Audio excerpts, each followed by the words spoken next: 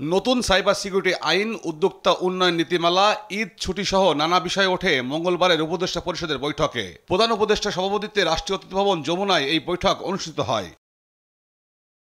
আইন উপদেষ্টা আসিফ নজরুল বলেন, আগামী এক সপ্তাহের মধ্যে নতুন সাইবার সিকিউরিটি আইন কার্যকর হবে। তিনি জানান, নতুন আইনে পুরাতন আইনের 9টি ধারা থাকছে না। আপনাদের বললাম যে 9টা ধারা বাতিল হয়েছে। এই 9টা ধারাতে 95% মামলা বিগত ফ্যাসিস্ট আমলে দায়ের করা হতো। এই মামলাগুলো এখন থেকে স্বয়ংক্রিয়ভাবে বাতিল হয়ে যাবে।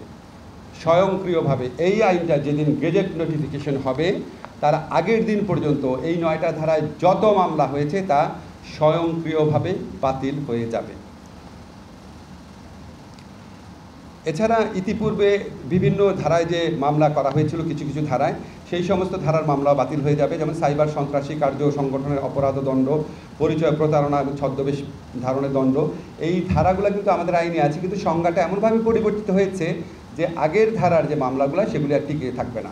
নতুন সাইবার সিকিউরিটি আইনে সর্বোচ্চ শাস্তি 2 বছর উল্লেখ করে উপদেষ্টা জানান, নারী সংস্কার কমিশনের সুপারিশ সরকারি সিদ্ধান্ত নয়।